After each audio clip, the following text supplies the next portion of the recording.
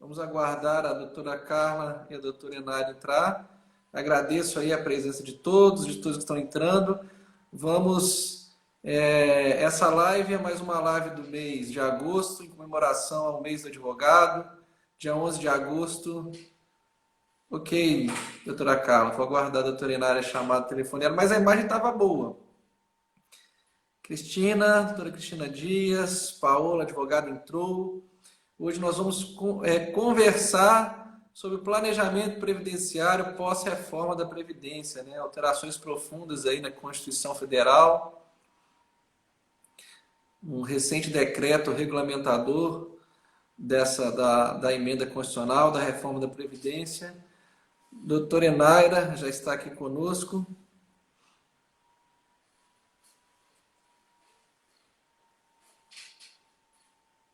Doutor Oswaldo, uma boa noite. Obrigado pela presença. Agora sim. Agora a gente está conseguindo ver. Agora deu certinho. Deu certinho? Deu certinho. Maravilha. A gente está se vendo agora. Boa noite, doutor. Boa noite, doutora Enaira. Boa noite, doutora Carla. Boa noite. Uma satisfação muito grande a minha recebê-las aqui nesses eventos comemorativos do mês do advogado e trazendo um tema de grandíssima relevância, tendo em vista as reformas recentes aí na Constituição Federal, a chamada reforma da Previdência. E estamos aí com duas grandes especialistas, né, na nossa cidade, né, aqui em Lagoa Santa, que tem estudado a fundo e trabalhado nessa área da Previdência Social, exercendo, Estamos no caminho, a gente acompanha nas redes sociais aí o seu trabalho e também os elogios aí de quem tem aí a prestação do serviço de vocês. Parabéns, obrigado aí pela oferta, o trabalho e também, né, pela disposição de participar aí da comissão, né, que nós criamos aí, a comissão previdenciária, nossa subseção. Isso. A satisfação é nossa em poder estar participando, ainda mais nessa semana de comemoração, né? A gente poder comemorar o Dia do Advogado, que na verdade foi ontem, mas a gente praticamente comemora todo dia, a gente está comemorando sempre, porque é um trabalho muito importante, principalmente na nossa área, a gente considera, assim, extrema relevância, está garantindo os direitos, tanto aos benefícios quanto assistenciais a todos os segurados. E a gente está se empenhando, sim, em estudar, principalmente essas questões da reforma, porque atualmente é o que está mais gerando dúvida, insegurança, incerteza para todos os segurados, tanto os novos quanto os já idosos que estão aí precisando de pleitear algum benefício, mas que estão um pouco perdidos sem saber por onde começar, né? Até quem é do ramo do direito fica perdido, né? Verdade. Foram muitas mudanças profundas que afetam, né? Afetaram diretamente a nossa expectativa de direito, Isso. de uma aposentadoria por tempo, por idade. Agora só, se eu não estiver enganado, converteu-se apenas da possibilidade da aposentadoria por idade. Foram reformas profundas. O que vocês podem apontar para a gente aqui das principais mudanças trazidas por essa reforma? Uhum. Então, a reforma da Previdência, essa questão de unificar os tipos de aposentadorias que vão ter a partir de agora, a mudança será mais radical para quem realmente ingressar no sistema da Previdência Social, para quem se filiar a partir da promulgação da reforma, que foi promulgada em 12 de novembro de 2019, né? Está bem recente. Quem já era filiado ao sistema da Previdência, quem já tinha tempo de contribuição, quem já trabalhava de carteira assinada ou pagava através de carnês autônomos, qualquer tipo de filiação, obrigatoriamente ela vai entrar em alguma regra de transição. São pelo menos 5 regras de transição no regime geral, então a gente vai falar assim da parte mais genérica dos tipos de aposentadoria, e principalmente porque as mais pleiteadas são ou por idade ou por tempo de contribuição, né? Então, assim, de alguma forma, obrigatoriamente vai entrar em alguma regra. Daí que a importância de saber realmente quanto tempo tem de contribuição, qual é a idade. E é um assunto muito delicado porque cada segurado vai ter a sua situação específica. A gente não tem como comparar assim, o meu vizinho aposentou era homem com 35 anos de contribuição, mas era muito novo, tinha 55 anos de idade. Isso vai variar muito de pessoa para pessoa, porque cada tipo de forma de contribuição tem uma regra diferente, como, por exemplo, tanto a questão da aposentadoria por tempo de contribuição e a de idade, unificando isso, a pessoa vai ter que ter tanto o tempo de contribuição quanto a idade. Então, assim, uma das regras de contribuição das regras de transição é a questão da pontuação de 86, 96, que é a soma do tempo de contribuição com a idade para a mulher. Dando 86 pontos, ela consegue receber a aposentadoria de forma integral e homem 96 pontos. A partir de agora, essa pontuação vai ser aumentada gradativamente até atingir 100 pontos. Já temos também a regra de transição de idade. Essa regra de transição da pontuação ela é bem delicada, né? É uma novidade que trouxe que, assim, no meu modo de entender, no meu modo de ver, né? A cada ano que passa vai tentando, mesmo aquele segurado, né? Que já estava há algum tempo no regime de previdência, a cada ano que passa eles vão, se você é mais jovem, eles vão tentando aproximar para que você aposente enquanto homem com 65 anos e mulher com 60 anos. Com 60 Essa regra de transição me chamou muita atenção nessa dificuldade que o legislador constituinte colocou para que você conseguisse, de fato, aposentar na regra antiga. Quem tem direito adquirido, tem. Quem não tem, vai sofrer de alguma forma um impacto. Quem não tem, vai entrar em alguma regra de transição. Ou então também a gente tem os pedágios agora a serem cumpridos, né? Para todo mundo que não tiver o direito adquirido, o que é o direito adquirido? Preencher todos os requisitos para algum tipo de benefício previdenciário até a promulgação da reforma do ano passado, ela não tem o direito adquirido. Ela precisa preencher. Se ela não tiver o direito adquirido, a gente tem que encontrar em qual regra de transição que ela vai se encaixar. E aí tem também os pedágios a serem cumpridos. Como, por exemplo, para quem falta até 2 anos de tempo de contribuição até a promulgação da reforma, até 12 de novembro de 2019, ela pode entrar na regra dos 50%. O que é? Ela vai ter que cumprir 50% desse tempo faltante. Então, por exemplo, se a pessoa falta 1 ano para aposentar, 1 ano de tempo de contribuição para aposentar por tempo de contribuição até a promulgação da reforma, ela vai ter que cumprir mais 50%. Então, ela vai ter que trabalhar ou contribuir mais 1 ano e 6 meses. Ou então, se falta mais de 2 anos de tempo de contribuição, ela tem que cumprir o pedágio de 100%.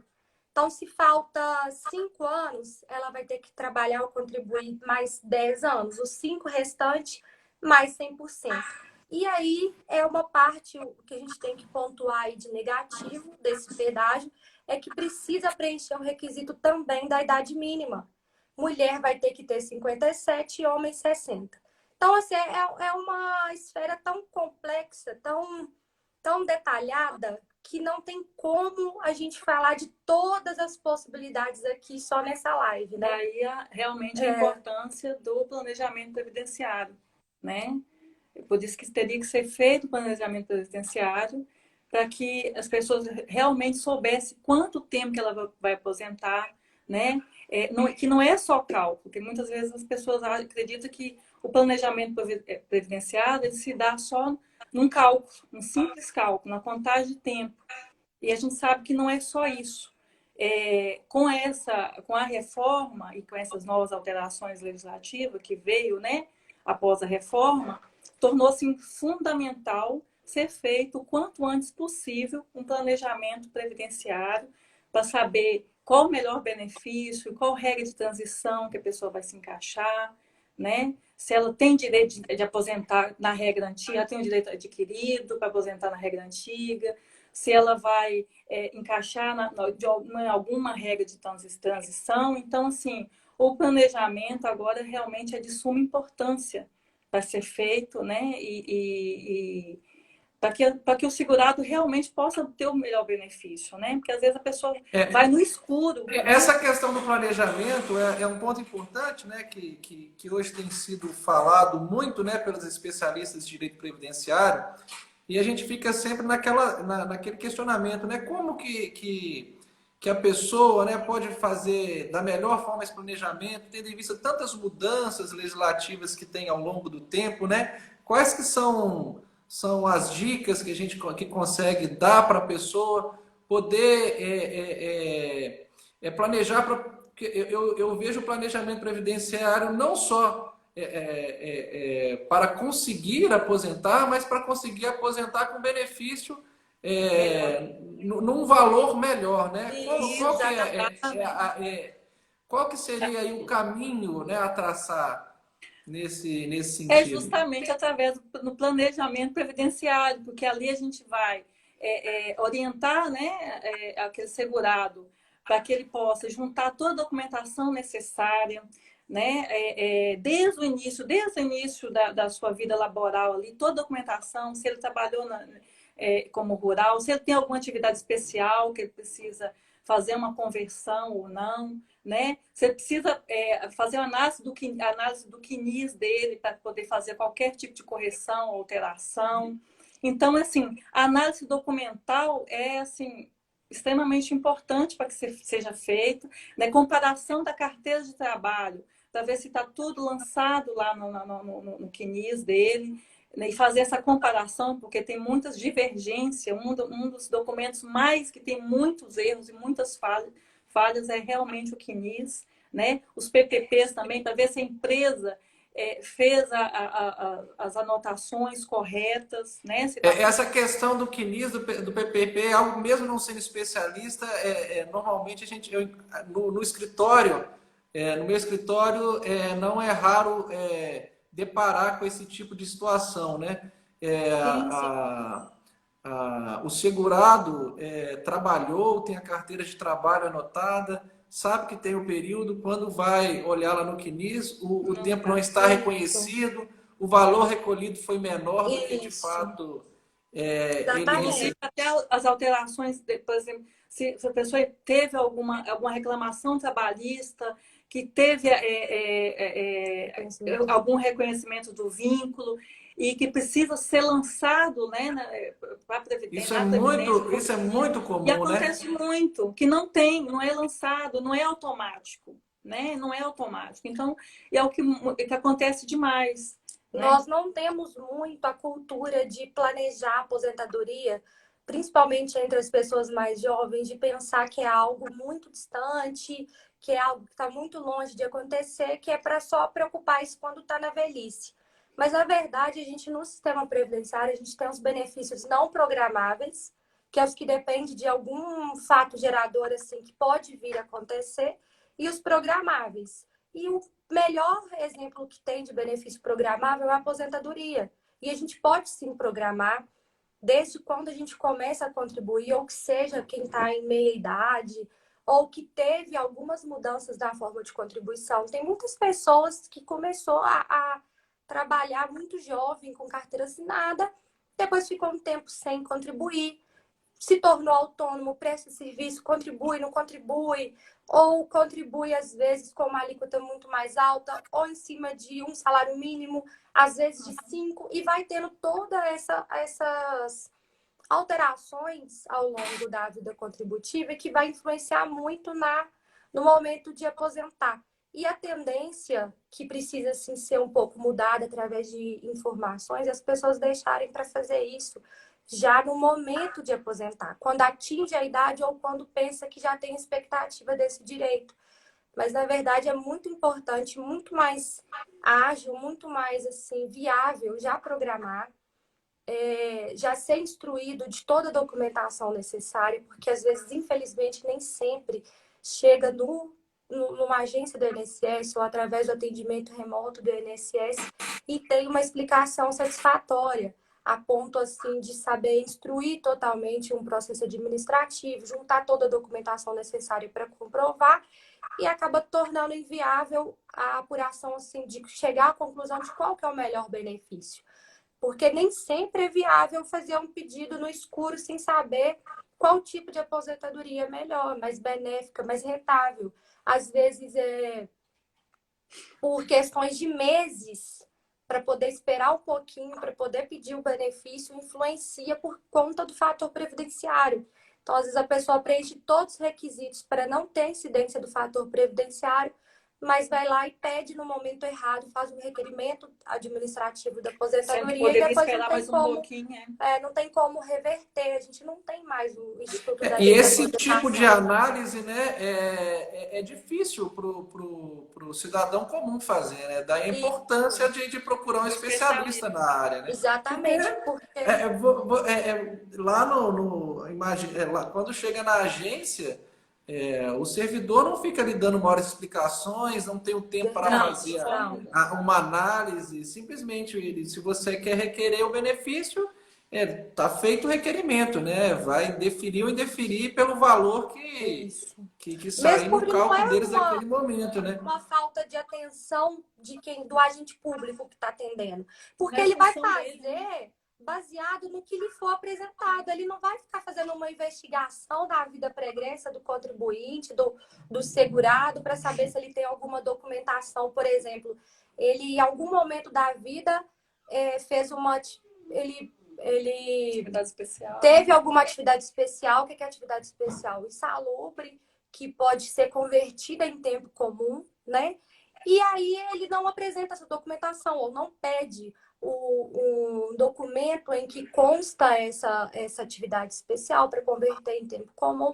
Então, se não apresenta isso na própria agência, ou que seja de forma remota através dos canais de atendimento do INSS, o agente público não vai ter essa investigação, às vezes, né? Não estou generalizando todos, às vezes não vai ter um indício de prova, um início de prova, para ele poder saber que precisa ter atenção naquele tempo. E nisso fica muito difícil para quem advoga na área, né? Quem tem um pouco de experiência na área vai entender isso, a gente reverter o que às vezes já começou errado.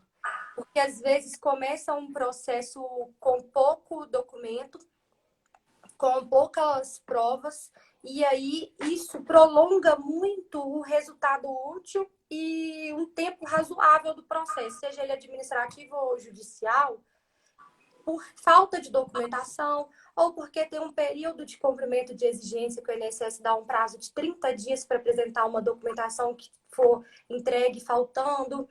E aí, nesse meio tempo, a gente pegar um processo administrativo pelo meio do caminho, fica muito difícil reverter algumas situações que já foram iniciadas erradas. Então, assim, deixar para o último momento, assim, nos 45 do segundo tempo, de requerer aposentadoria, providenciar a documentação, que nem sempre rápido para conseguir, principalmente se for alguma coisa que a gente depende de uma documentação de algum órgão público que já tem prazo para poder entregar certos tipos de documentação. O processo trabalhista que às vezes vai estar arquivado. Isso, exatamente. Precisa da sentença para averbar aquele período de reconhecimento de vínculo, ou uma simples certidão de tempo de contribuição, que a pessoa prestou um serviço em setor público e a gente precisa averbar esse tempo, levar ele para o regime geral. Às vezes demora tempo para conseguir essas certidões e nisso pode ir prejudicando cada vez mais o processo e prolongando esse tempo. Já é demorado, né? Sempre foi demorado. E aí, se começar já com muita falha na documentação que tem que ser entregue, ele prolonga cada vez mais. Isso pode causar um prejuízo, sim, irreversível. Tem uma pergunta aqui da tia Nena Doces e Sobremesas, que é uma pergunta que eu já ouvi muito essa pergunta, acho que é uma pergunta muito importante, que também envolve no valor, que tem relação com o valor, né, do benefício, da aposentadoria, né, da pessoa, do segurado. Ela pergunta aqui, doutores, posso recolher algum período retroativo? Essa pergunta é importante tanto antes da reforma. Teve alguma alteração sobre isso pós-reforma? Eu realmente não sei. Estou passando a bola aí. A única possibilidade que tem de fazer esse recolhimento retroativo é quando a pessoa já está filiada como contribuinte, como o segurado obrigatório.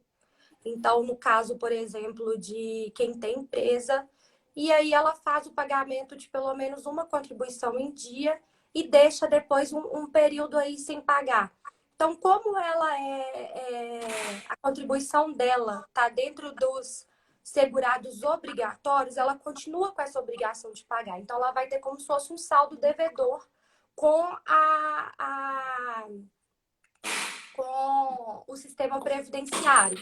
Então, esse período aí que tiver faltando contribuir, ela pode fazer o levantamento e pagar esse retroativo.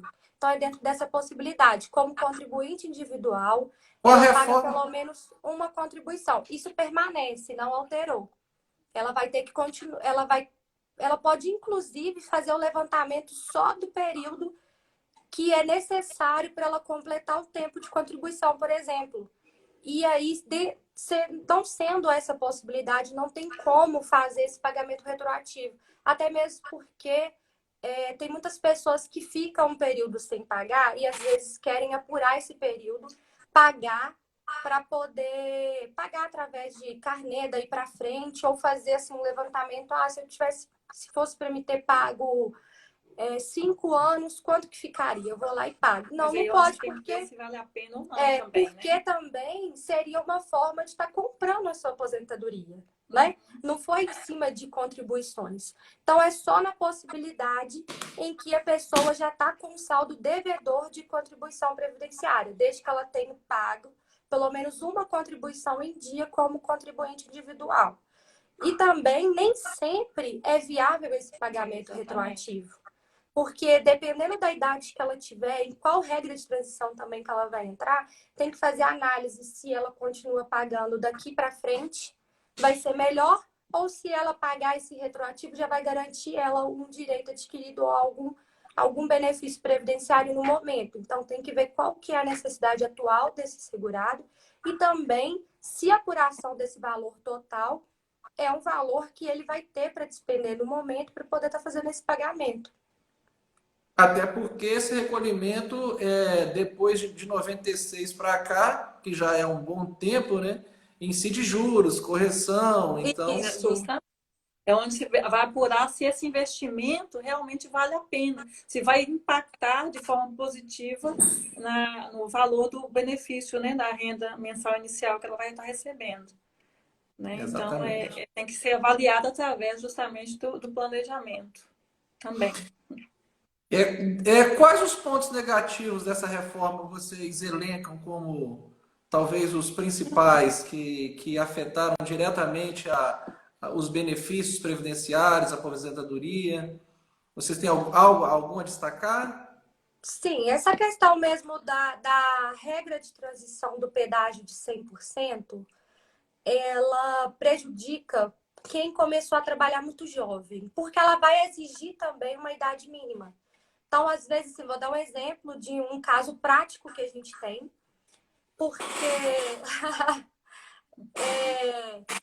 a pessoa tem, assim, pouquíssimo... A pessoa é muito nova e faltava muito pouco tempo para ela aposentar até a promulgação da reforma e ela não vai poder entrar nessa regra de transição que não ia incidir um fator previdenciário para ela, porque ela é muito nova, ela é mulher e não vai atingir os 57 anos.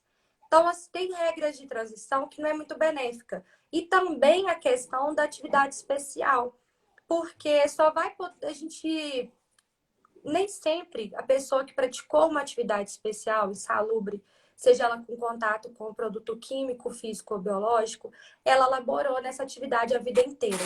Então, às vezes, ela praticou atividade especial e atividade comum ao longo da vida trabalhada. Então, só até a atividade especial realizada até a promulgação da reforma, ela pode ser convertida em tempo comum para poder pleitear a aposentadoria por tempo de contribuição comum. Ou seja, atividade feita antes, para homem, ela pode, para ser convertida em tempo comum, ela multiplica por 1,40 esse período, e mulher 1,20. e aí não vai ter mais essa possibilidade de conversão. Então, só as atividades realizadas até a promulgação da reforma. Então, aí, ou a pessoa aposenta agora totalmente pelo tempo comum, e ela vai ter que ter uma idade mínima também, ou ela não pode mais converter. Isso aí foi uma das, assim, dos pontos mais negativos que eu consigo, assim, né, falar agora em relação a essas regras de transição, porque vai impedir de aumentar esse período, não vai considerar mais essa atividade especial, e a exposição ao risco é muito prejudicial à saúde. Então, assim, é comprovado cientificamente que essa exposição ela diminui na expectativa de vida. Então, por isso que é o amparo legal da pessoa poder trabalhar menos tempo devido a essa exposição. Então, tem alguns pontos negativos também em relação ao valor da renda mensal inicial. Por exemplo, a aposentadoria começar com, ao invés de ser o valor integral da média aritmética de 80% das maiores contribuições, ela começa com um coeficiente também de 60% e vai aumentando gradativamente. Então, o que antes era 90% cair para 60%, já diminui muito a renda mensal inicial do segurado. Então, às vezes acaba dentro do planejamento, voltando ao assunto do planejamento, né?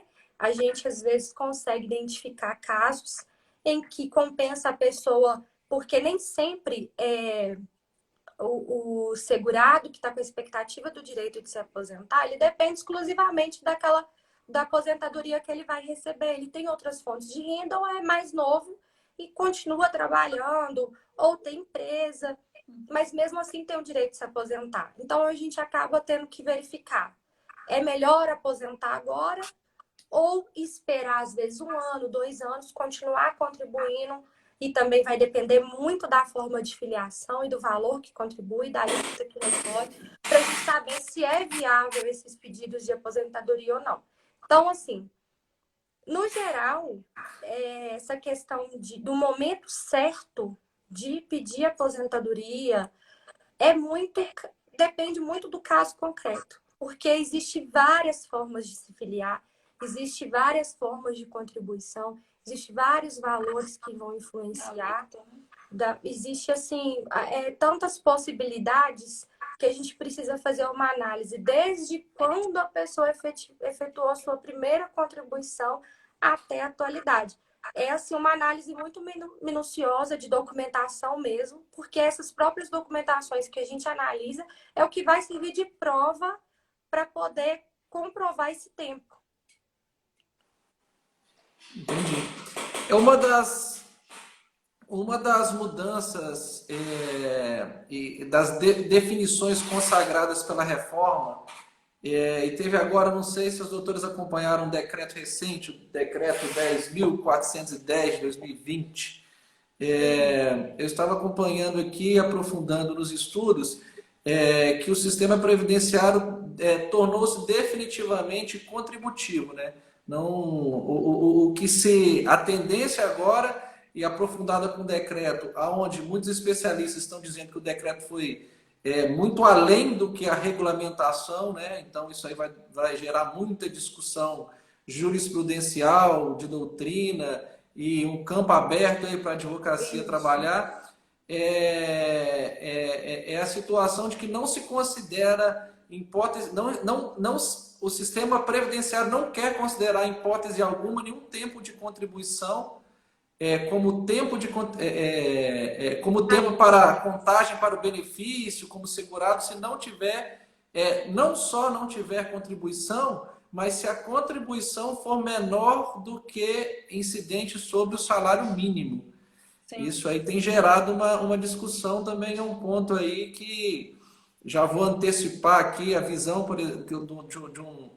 de uma análise que foi feita. Por exemplo, recentemente a reforma trabalhista instituiu o trabalho intermitente, aonde o trabalhador é segurado obrigatório, mas não necessariamente ele recebe o salário mínimo, né? Porque ele pode trabalhar menos horas e pode receber menos que o salário mínimo.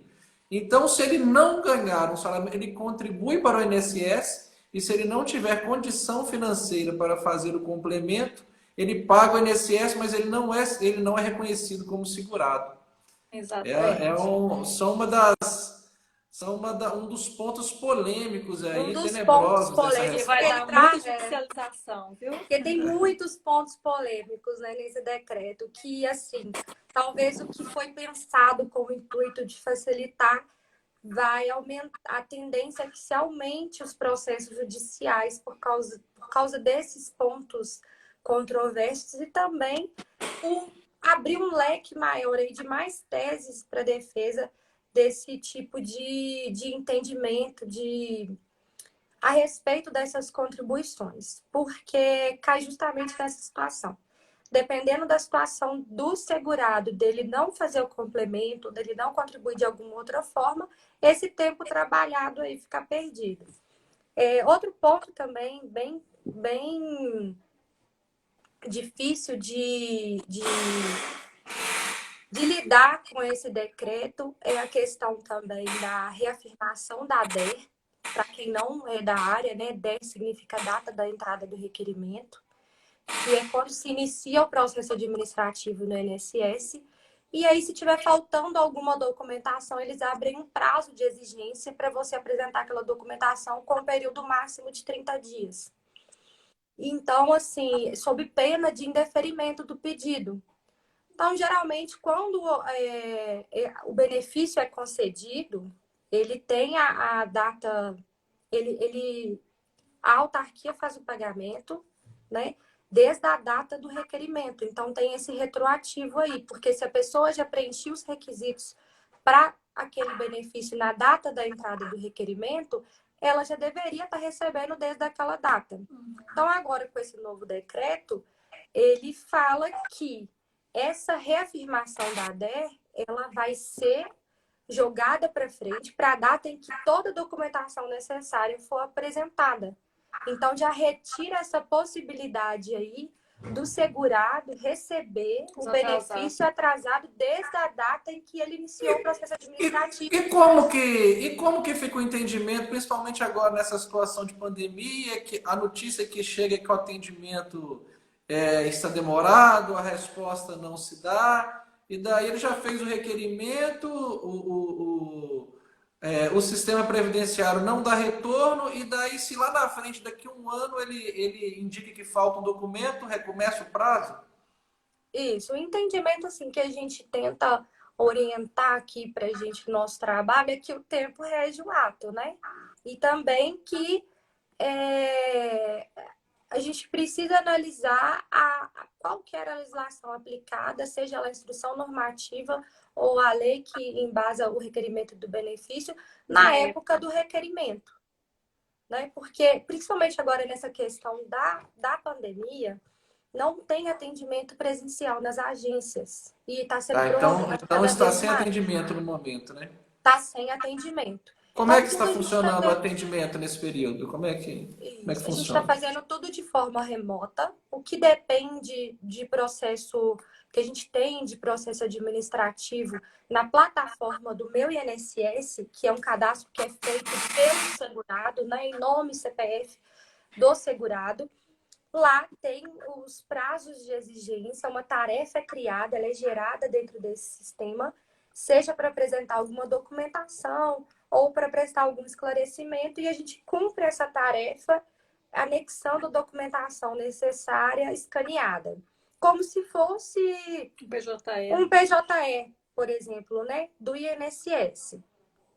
E também o próprio segurado, ele pode fazer também alguns tipos de atendimento através do 135, um telefone, um canal de atendimento do INSS também. Isso daí é para os processos administrativos que já se iniciaram no sistema do Meu INSS. Mas a gente tem também um canal em Minas Gerais do INSS Digital, que é um canal, um convênio que foi firmado entre a OAB e o INSS, em que o próprio advogado ele inicia o processo administrativo com o termo de representação, com a procuração, a autorização do cliente, também um termo da entidade conveniada, que é a OAB, né, que nos representa, E aí, nesse canal, ele já existia antes da pandemia, mas agora está sendo muito mais utilizado pelos advogados. Através desse sistema, a gente consegue, inclusive, autenticar a documentação. Então, a gente não precisa daquela tramitação de iniciar o processo e levar o documento original presencial. A gente consegue autenticar a documentação que a gente realmente tem o contato, o conhecimento de que ela é original. E aí já facilita e gera essa celeridade para o processo administrativo. Nem tudo a gente está conseguindo resolver.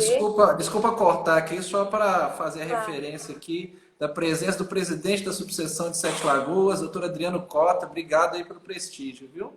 Isso aqui estamos bem prestigiados, mas pode continuar. Obrigada. É uma honra muito grande. É uma honra, com certeza. Mas desculpa cortar seu pensamento aí. Pode continuar. Então, assim, esse trabalho em conjunto da OAB com o INSS está sendo muito importante, está sendo muito bom, porque através do INSS digital, a gente consegue dar mais celeridade, tende a acelerar o processo administrativo. E o outro recurso, quando demora muito a gente ter uma resposta, a gente pode impetrar um mandado de segurança, né? Para poder obrigar a ter uma resposta satisfatória e em tempo hábil aí para o processo, porque nem sempre são situações que podem esperar, como, por exemplo, auxílio-doença, maternidade, principalmente substitutivo de salário, em que o segurado fica obrigado a não conseguir trabalhar. A gente precisa de uma celeridade maior. E aí, dependendo da situação, de tudo, se a gente não conseguir, a gente precisa judicializar a situação. Você citou aí o auxílio-doença e me veio um questionamento, né? Como é que estão funcionando as perícias nesse período? Elas estão ocorrendo? De que forma? Pelo próprio INSS não está ocorrendo, não. Então, agora, nesse período, saiu uma portaria em que o INSS está concedendo o auxílio-doença por atestado médico. No próprio canal do meu INSS, a gente faz um pedido de benefício por incapacidade, porque também com a reforma a gente tem essa mudança. Então, agora a gente chama esse tipo de benefício apenas de benefício por incapacidade. Né? Mudou essa nomenclatura. Antes tinha aposentadoria por invalidez Isso. e o auxílio-doença. Agora, os dois estão englobados como benefício incapacidade, é isso? O benefício por incapacidade. E permanente, né? Temporário auxílio-doença e permanente por invalidez, aposentadoria por invalidez. Isso. Então, fazendo o pedido de benefício por incapacidade com atestado médico, a gente anexa escaneado toda a documentação médica e aí é concedido por um mês a antecipação de um salário mínimo a título de pagamento do benefício. Mas aí esse benefício ele tem que pedir a prorrogação, desde que consta esse afastamento no atestado médico, ou ser requerido mês a mês para poder ter a concessão dessa antecipação até poder ter a perícia, até voltar a esse atendimento. Isso a gente está falando, né, nos casos dos pedidos administrativos.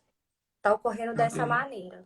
Então, o atestado do médico, ele está sendo aceito nesse momento, independente de uma perícia, né? Isso, é como se estivesse sendo feita uma perícia indireta, né? Por um lado existe uma facilitação, não é? Porque como a gente vê, né, ao longo dos tempos no INSS, o médico assegurar que a pessoa está incapaz e o perito do INSS afirma que ele está em condição de trabalho. Por outro, tem o contratempo, né, tem a dificuldade de que tem que ficar renovando a cada 30 dias. Isso. É isso, né, que está funcionando dessa forma. Exatamente. Sim, exatamente. Tem que pedir essa antecipação. Mas, por outro lado, também é bom o fato de que essas questões da pandemia, enxergando esse lado positivo, acelerou muito o mecanismo que a gente já tinha ao nosso alcance para poder estar resolvendo de forma remota, diminuindo o tempo e espera no atendimento nas agências também, né? Então, assim, olhando a parte positiva, acelerou e talvez vai criar aí um engajamento maior nessa forma de resolução de, às vezes, coisas muito simples que basta apresentação de documentação, que vai facilitar e vai gerar uma maior celeridade na resolução desses problemas. Esse tempo de pandemia, no que se refere ao atendimento à distância, acho que foi um impulsionamento, né? Todas as áreas se obrigaram a aprender a usar essas ferramentas e o INSS não ficou atrás. É isso? Inclusive, tem uma portaria recente, salvo engano, acho que tem uns 2 ou 3 dias atrás, que ela não tá vigorando aqui ainda no estado de Minas Gerais, mas pelo que eu entendi, ela vai ser expandida, né, no Brasil inteiro. É o drive-thru do INSS, ou seja, vai ter pontos de coleta de documentação para ser recolhida, né? Então, assim, vai ser... Eu não entendi exatamente qual que é a dinâmica, como que vai funcionar, né? Até porque aqui em Minas Gerais não está implantado ainda, mas alguns estados já está. O drive-thru do INSS, que vai ter pontos de coleta de documentação, que a pessoa coloca o documento ali, é feita uma autodeclaração, e aí o INSS faz o recolhimento dessa documentação. Sem o contato direto com Sem o contato direto. Ainda tem essa outra inovação aí, em função da pandemia, né? Acredito que eu acho que... Não sei se acredito que vai perdurar, né, posteriormente, mas acredito que sim, porque foi até muito importante isso. Não sei se tudo, né? Mas muita coisa eu acredito que fique. Fique, com certeza, com certeza. Né? E que com essa reforma... boas, né? Ah, com certeza. Surgiu uma pergunta aqui. Para cumprir as exigências do INSS, dá seguimento... tá. Aqui foi só um comentário, não foi uma pergunta. Agora me conta aqui, na visão das doutoras, quais foram os pontos positivos para a atuação do advogado previdenciarista com essa reforma? Com a reforma ocorrida na Constituição Federal, com esse novo decreto, quais que são os pontos positivos que vocês enxergam? Eu acredito que essa própria dúvida do segurado, essas incertezas, né? Isso aí para o advogado, para a advocacia previdenciarista, né, previdenciária, eu acredito que assim, vai ser uma área que vai ter muita demanda, muita procura, né, de um especialista mesmo realmente voltado para a advocacia previdenciária, em função justamente dessas dúvidas que vão surgir, né? Está todo mundo assim, né? Está correndo para poder aposentar rápido, porque é efeito manada, né? Não sabe se eu me aposento agora. Como a notícia que vai prejudicar, né? Então vamos. Exatamente. Aí vai prejudicar, eu vou ficar. Como é que vai fazer? Eu vou conseguir aposentar. Fizeram até meme, né? Com a caveirinha lá esperando quando a aposentadoria sair. Mas a verdade, na minha análise, é que não faz diferença, né? Quem tinha direito adquirido até a data da promulgação da reforma está assegurado, independente de quando vai entrar com o requerimento. É o que eu entendi. Mas a população geral, né, doutor, agora, quem não preencheu os requisitos, que consulte o advogado para que não faça bobagem. Então, para nós, assim, né, com certeza, que está atuante na área vai ser um ponto positivo, né, para a advocacia previdenciarista. Eu vejo também, e até que todo mundo compreenda, até os próprios advogados, principalmente os advogados que não atuam específico na área, né, eu vejo como muito importante esse trabalho de orientação, igual vocês trouxeram aqui, né, do planejamento previdenciário, para saber qual a melhor forma de contribuir, valor, a questão o valor máximo a contribuir, também o INSS tem um teto, né? Não adianta contribuir sobre um valor muito elevado. Você joga dinheiro fora, né? Mesmo porque também... Pode falar, pode concluir. Sim. Não, eu só ia voltar num ponto, né, da reforma que a gente falou, por um lado, a questão se você contribuir abaixo de um salário mínimo não conta como tempo de contribuição, mas a contagem também teve uma mudança, né? Porque antes você contava o período. Por exemplo, trabalhei 10 dias no mês. Aí ia contar os 10 dias. Agora parece que mudou, né? Se você contribuir acima de um salário mínimo naquele mês, a contagem do tempo do mês inteiro, né? Isso aí foi o decreto que trouxe essa regulamentação. Porque antes não se confundia carência com tempo de contribuição. Então, se você trabalhava 10 meses e 2 dias. Ó, vou interromper de novo. Agora o presidente Nova Lima nos prestigia. Essa live está muito prestigiada. Doutor Cadu, bem-vinda. Obrigado aí pelo prestígio. Pode continuar. Então, o segurado empregado que trabalhasse 10 meses e 2 dias, por exemplo, para fins de carência, ele teria computado desses 2 meses a mais aí de dentro de um mês completo. Então, ele teria 11 meses de carência. Mas se fosse fazer a apuração de tempo de contribuição, contaria dia após dia e não um mês cheio. Então, agora também mudou. Pode ser utilizado esse tempo de contribuição, vai ser como a carência, né? Antes apenas a carência. Vai ser considerado o mês inteiro. Então, ele terá os 11 meses de tempo de contribuição. É um ponto positivo, né? Porque acontece muito de, às vezes, o segurado calcular sozinho o tempo de contribuição dele.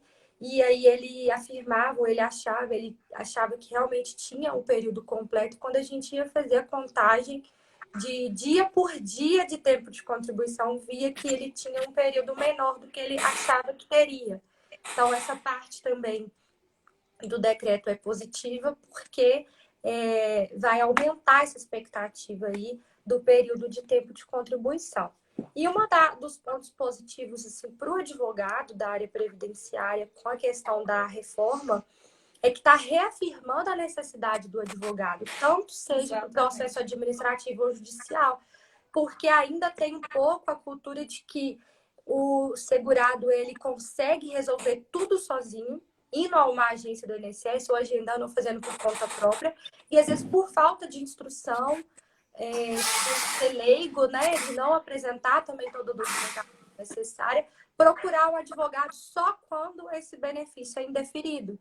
E aí vai protelando a concessão do seu benefício, porque aí vai depender de uma ação judicial ou de algumas outras medidas mais demoradas para a concessão do benefício. Então, veio assim também para reafirmar essa necessidade de procurar um especialista na área. Daí, quem está se dedicando, quem tem conhecimento também, tanto das regras anteriores da reforma, porque é importante também para poder fazer primeiro a análise se tem o direito adquirido ou não. Então, a gente precisa saber as regras anteriores, saber as novas regras, com tanto a reforma e os decretos que vão surgir ainda mais para regulamentar, para poder garantir essa expectativa de direito aí mais ampla, né? Saber entender melhor. Então, assim, é muito bom para a gente que trabalha na área, para estar reafirmando cada vez mais a necessidade de procurar um especialista já desde o início, não só quando o benefício for indeferido. Bacana.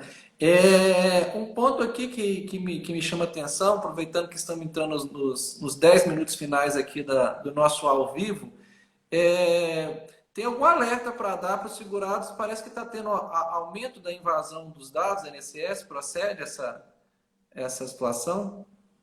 Isso. Explica para a gente.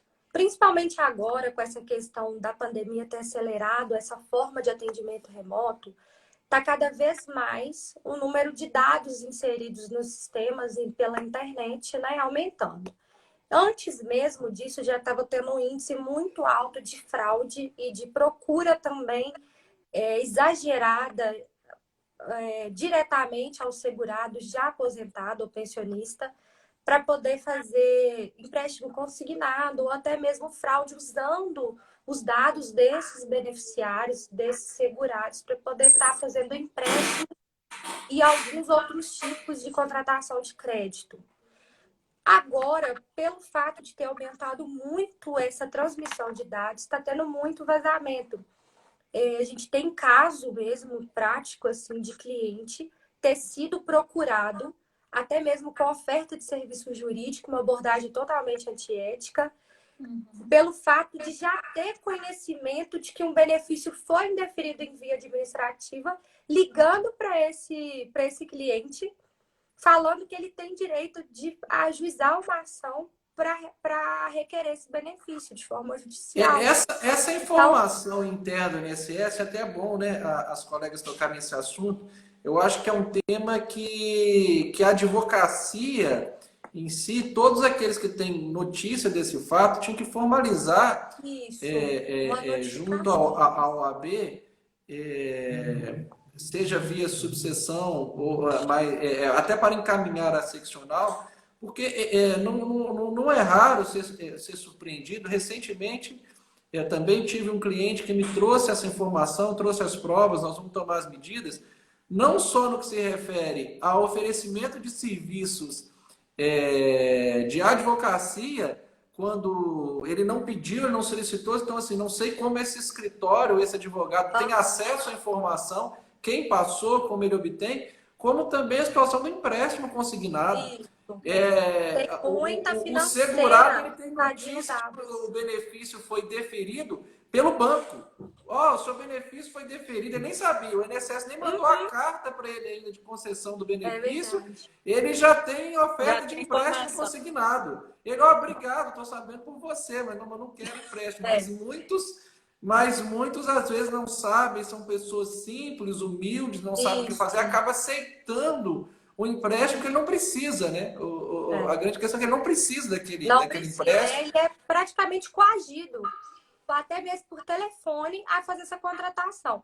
Existe uma forma de bloqueio, através também do meu INSS, da plataforma do INSS, de empréstimo consignado, porque às vezes são pessoas idosas e muito vulneráveis que são beneficiárias, e aí a família às vezes nem sabe que acabou contratando esse tipo de empréstimo.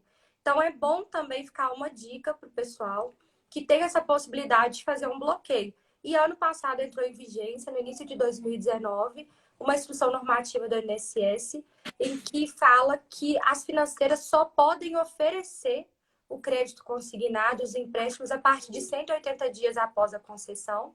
E o benefício também só fica liberado para poder fazer empréstimo consignado após 90 dias da concessão. Então, por iniciativa do segurado, após 90 dias, e pela financeira, sob pena de perda de convênio com o INSS para ter o desconto automático, só procurar a partir de 180 dias. Porém, não é o que está acontecendo na prática. Então, assim, os segurados estão sendo bombardeados por telefonema ou até mesmo, às vezes, por outras pessoas fazerem a contratação do crédito em nome deles, por vazamento de dados, que a gente tem uma perspectiva e uma fé que vai melhorar um pouco na entrada de vigência da Lei Geral de Proteção de Dados, né? Para ver se inibe um pouco essa questão aí, porque está sendo escancarado esse vazamento de dados, às vezes até mesmo colui com próprios agentes, próprios trabalhadores dentro da INSS. Eu não vejo outra forma, eu não vejo outra forma de ter esse acesso ao dado, porque ou a pessoa é um hacker e daí tem que sofrer a sanção, ou é alguém de dentro que passa informação, porque não faz sentido o banco e o escritório, e determinado escritório de advocacia, ter informação do benefício antes da própria pessoa. Antes do INSS. O INSS não emitiu a carta de concessão do benefício. E ele já sabe. Então, assim, é algo inexplicável, entre aspas. Doutores, então, estamos entrando nos últimos 4 minutos aqui, deixar o espaço para as considerações finais, porque o Instagram, ele é intolerante. Deu uma hora, ele corta mesmo, cai a live, a gente não tem opção de continuar. Então, deixar aberto para as suas considerações finais, que você tem de recado para deixar aí para todos que estão nos assistindo e que vão assistir posteriormente, porque esse vídeo vai ficar aí no IGTV do Instagram da nossa subseção. Assim, só tenho a agradecer o convite, né? Uma honra participar dessa live, né? De falar um pouco sobre a nossa atuação aqui, principalmente na cidade de Lagoa Santa. E agradecer, né? Todo o apoio que a OAB, né? Que me acolheu, né? Vindo de uma outra subseção. Então é só agradecer mesmo, tá? Eu também gostaria de agradecer pelo convite. da gente poder ter a oportunidade de levar um pouco mais de informação, tanto para o segurado, contribuir também para o advogado que quer, né, atuar nessa área, que realmente é um momento assim, de algumas incertezas de aprendizagem, que a gente também aprende todos os Todo dias. dia. E que a gente está muito, muito satisfeita em participar, trazer um pouco mais de informação aqui através do Instagram da Subseção, né? Obrigada, doutor Wendel, pelo Obrigada. convite, por esse bate-papo, e a gente espera os próximos. Surgindo mais temas aí, a gente pode estar programando outras lives também. Muito bacana. Doutora Carla, doutora Enaira, quem tem que agradecer somos nós, eu que agradeço, em nome da subseção, em nome da OAB aqui de Lagoa Santa, de todos os advogados. Tenho certeza de que todos aqueles que nos assistiram, que ainda vão assistir, foi muito proveitosa, informações preciosas aí desse direito, né? O direito previdenciário que está sempre em voga e agora mais que nunca. Parabéns aí, parabéns pela atuação e parabéns por toda a exposição que foi feita aqui na noite de hoje. Parabéns também pelo dia de vocês, por esse mês. Obrigada. Que eu estendo a todos os advogados que nos assistem da nossa subseção. Obrigado. Foi um brilhante evento aí e desejar uma boa noite a vocês e até certamente teremos outras oportunidades. Muito obrigada. Obrigada. Boa noite a todos aí, gente. Abração. Boa noite. Tchau, tchau. Tchau.